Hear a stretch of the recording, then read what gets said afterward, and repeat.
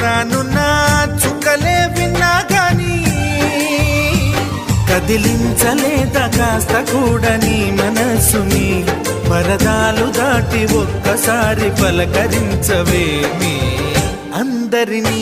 ఇలా వెంటపడి అడగాల సరదాగా నువ్వే ఎదురైతే సరిపోదా నిద్రపోతున్న రాత్రి నడిగా గుటికి చేరిన గువ్వల నడిగా